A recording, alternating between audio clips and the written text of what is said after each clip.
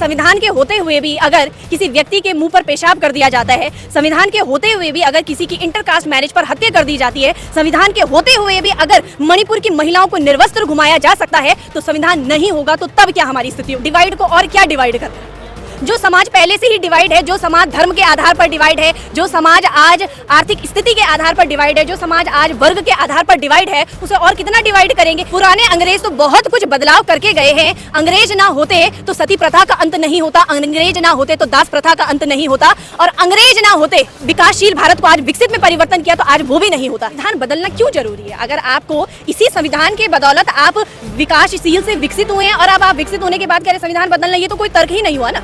ये तो इस बात का तर्क है कि संविधान ने समानता का अधिकार दिया, संविधान ने स्वतंत्रता का अधिकार दिया, वो आपसे पच नहीं रहा है, तो अब आप चाहते हैं कि हम तीसरी बार सत्ता में आकर इस सत्ता को पलट दें। अगर हम उन ऊंचे पदों पर गए हैं तो वो बीजेपी की कृपा से नहीं गए हैं, भारतीय संविधान की कृपा से गए हैं, क्योंकि भारतीय संविधान आपको राष्ट्रपति, आपको प्रधानमंत्री, आपको IAS, PCS और एक चपरासी बनने तक की भी अनुमति देता है, जो आज से पहले किसी दूसरे ग्रंथ ने नहीं दी थी।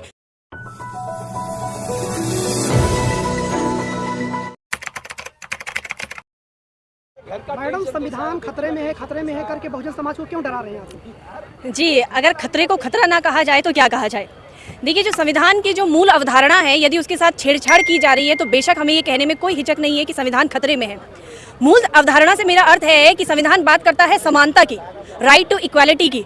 अगर सीधी में मध्य प्रदेश में एक व्यक्ति के ऊपर पेशाब कर दिया जाए तो क्या गरिमापूर्ण जीवन जीने का अधिकार क्या सभी को मिल रहा है? क्या ये समान अधिकार सभी को मिल रहा है? तो बेशक संविधान खतरे में है, क्योंकि समानता तो है लेकिन सिर्फ एक अक्षरों के रूप में दिखाई दे रही है, लेकिन वास्तविक रूप में नहीं। दूसरी बात करते हैं पंथ निरपेक्ष राज्य की, जो संविधान की मूल अवधारणा में लिखा हुआ है।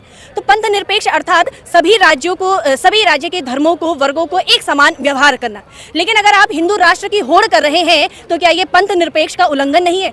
फिर आप कह रहे हैं कि हम संविधान खतरे में है, क्यों कहें? भाई, संविधान खतरे में है तो उसे खतरा ही कहा जाएगा। जी, संविधान खतरे में आपको क्यों लगता है? जी, उसका मैंने रीजन आपको बताया तो सही कि संविधान बात करता है समानता की, लेकिन आज भी क्या है, SC ST एट्रोसिटीज हो रही हैं।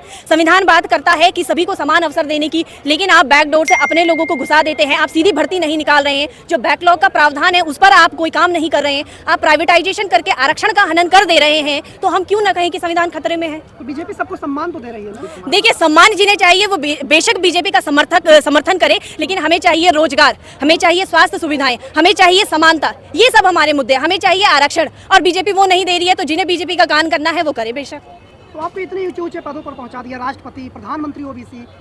देखिए, नहीं, तो अगर हम उन ऊंचे पदों पर गए हैं तो वो बीजेपी की कृपा से नहीं गए हैं, भारतीय संविधान की कृपा से गए हैं, क्योंकि भारतीय संविधान आपको राष्ट्रपति, आपको प्रधानमंत्री, आपको IAS, PCS और एक चपरासी बनने तक की भी अनुमति देता है, जो आज से पहले किसी दूसरे ग्रंथ ने नहीं दी थी। फिर आप क्या कह रहे हैं कि हम संविधान, जो बीजेपी का इसमें कोई समर्थन नहीं है। तो क्या लगता है कि 2024 में? देखिए, बीजेपी की बात अगर मैं 2024 में करूं तो बीजेपी का पत्ता साफ होना बिल्कुल तय है। टीवी सर्वे में आ रहे हैं वो लोग फिर से। नहीं, मैं आपको बता रही हूँ, नहीं, आपको मैं बता रही हूँ, वो जिस भी सर्वे में आ रहे हूँ, तो आपने हंगर इंडेक्स का सर्वे भी देखा होगा कि भुखमरी में भारत कौन से स्थान में। भुखमरी में भारत ने अफगानिस्तान और पाकिस्तान को भी पिछाड़ दिया है, तो इससे बड़ी क्या उपलब्धि होगी? दूसरी बात मैं बात करूँ कि 2024 के चुनाव की, तो मेरा वोट होगा उस पार्टी के लिए जो बात करेगा जातिगत जनगणना की, मेरा वोट होगा उस पार्टी के लिए जो बात करेगा OPS की, ओल्ड पेंशन स्कीम की, मेरा वोट होगा उसके लिए जो बात करेगा रोजगार की और जो बात करेगा स्वास्थ्य सुविधाओं की। तो ये जाति जनगणना, ये जो आप बता रहे हैं, सारे मुद्दे बन पाएंगे 2024 से? बिल्कुल यही मुद्दे बन पाएंगे और इसी से ही तकत पलट होगा। 2024 से ठीक पहले राम मंदिर का उद्घाटन भी है। बिल्कुल हो, राम मंदिर का उद्घाटन हो, पर आज का जो जनता है वो जागरूक हो चुकी है, जनता को समझ में आ चुका है। अभी आपने देखा होगा 1 अक्टूबर को इसी दिल्ली के रामलीला मैदान में OPS के लिए यहाँ पर महिलाएं, पुरुष सभी लोग आए हैं, और सिर्फ किसके लिए? किसके विरोध में? बीजेपी सरकार के विरोध में, कि जो कि OPS को बंद करके NPS लाने शुरू कर रही है और खुद को अपने पे लागू नहीं कर रही। अगर NPS इतनी अच्छी है तो मंत्रिमंडल पहले अपने पे लागू करे ना इसे। आप लोग बार बार कह रहे हैं संविधान बचाओ, संविधान बचाओ, लेकिन उधर से जो तर्क दिया गया विवेक देवे राय की तरफ से, उन्होंने कहा कि अगर जब विश्वगुरु भारत बन रहा है, विकसित राष्ट्र होगा 2047 तक, तो संविधान बदलना जरूरी है। नहीं, संविधान बदलना क्यों जरूरी है? अगर आपको इसी संविधान के बदौलत आप विकासशील से विकसित हुए हैं और अब आप विकसित होने के बाद कह रहे संविधान बदलना, ये तो कोई तर्क ही नहीं हुआ ना। ये तो इस बात का तर्क है कि संविधान ने समानता का अधिकार दिया, संविधान ने स्वतंत्रता का अधिकार दिया, वो आपसे पच नहीं रहा है, तो अब आप चाहते हैं कि हम तीसरी बार सत्ता में आकर इस सत्ता को पलट दें। तो संविधान बदल जाएगा तो क्या हो जाएगा? बिल्कुल जो पहले होता आया था वही होगा।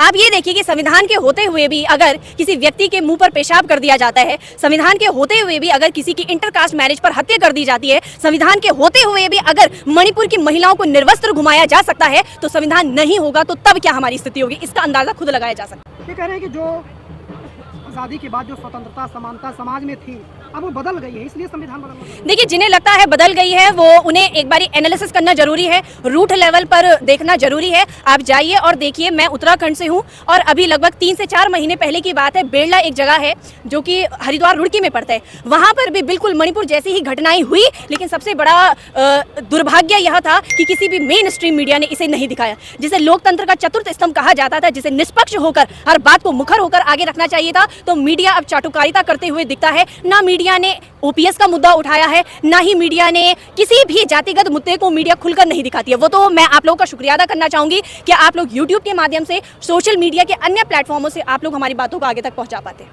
तो ये संविधान बदलने की जो बात हो रही है, इसकी चर्चा ये कहलवाया गया है या फिर क्या माहौल बना? बिल्कुल, हम इसे कह सकते हैं कि ये कहलवाया ही गया है, क्योंकि अगर कोई साधारण सा व्यक्ति इस बात को कहे तो हम कह सकते हैं। जी, मैं वही बात कह रही हूँ, मेरी बात पूरी होने दीजिए। कोई साधारण व्यक्ति अगर ऐसा स्टेटमेंट देता है तो हम समझ सकते हैं कि उसकी अपनी व्यक्तिगत राय है, लेकिन आर्थिक सलाहकार परिषद के अध्यक्ष जो कि एक संवैधानिक पद पर विराजमान है, वो अगर ऐसी बात कह रहे हैं तो वो उनका एक अकेला ख्याल नहीं, उसके पीछे कईयों का दिमाग चल रहा है। ये पुराना जो संविधान है, गोरे अंग्रेज जो छोड़ गए थे उसी की डेंटिंग पेंटिंग करके लोग नया बना रहे हैं। ऐसा है, पुराने अंग्रेज तो रेलवे की पटरी भी छोड़ कर गए, क्यों ना उन्हें उखाड़ दिया जाए और नए सिरे से सब कुछ शुरू किया जाए। पुराने अंग्रेज तो बहुत कुछ बदलाव करके गए हैं। अंग्रेज ना होते तो सती प्रथा का अंत नहीं होता, अंग्रेज ना होते तो दास प्रथा का अंत नहीं होता, और अंग्रेज ना होते तो शायद जिस विकसित भारत को आज विकासशील भारत को आज विकसित में परिवर्तन किया, तो आज वो भी नहीं होता। तो किसी को इतना हीनता दिखाना ये उचित नहीं है। आप श्रेष्ठ हैं, ये अच्छी बात है, लेकिन दूसरे को आप डिग्रेड करके अपने को अपग्रेड कर रहे हैं, तो ये आपकी संकीर्ण मानसिकता है। अरे जाति जनगणना का शोर है, लेकिन कहा जा रहा है कि जाति जनगणना से समाज जो है डिवाइड हो जाएगा, बढ़ जाएगा। देखिए, डिवाइड तो पहले है, डिवाइड को और क्या डिवाइड करना। जो समाज पहले से ही डिवाइड है, जो समाज धर्म के आधार पर डिवाइड है, जो समाज आज आर्थिक स्थिति के आधार पर डिवाइड है, जो समाज आज वर्ग के आधार पर डिवाइड है, उसे और कितना डिवाइड करेंगे। बस इतना जरूर था कि उस डिवाइड के साथ साथ एक आपको एक हड्डी, रीढ़ की हड्डी के रूप में एक आरक्षण की व्यवस्था दी गई थी, एक प्रतिनिधित्व का अवसर दिया गया था, वो अभी तक हमें नहीं मिल पाया है। अगला वर्ष पिछड़ा करने की कोशिश हो रही है, तो सफल हो पाएंगे विपक्षी? देखिए, वो विपक्षी ने जो भी मुद्दे उठाए हैं वो बिल्कुल सटीक है, और जो भी विपक्ष की पार्टी हमारे हित अधिकारों की बात करेगा, उनके संवर्धन, उनके संरक्षण की बात करेगा, हमारा वोट उसी को ही है। देश में एक सवाल उठा कि राहुल गांधी जाति जनगणना की बात तो कर रहे हैं खूब, लेकिन टिकटों में बहुत कम संख्या में दिए ओबीसी लोगों को, ये कैसी समानता है? देखिए, ऐसा है कि जब चिंगारी लगती है तभी आग जलती है।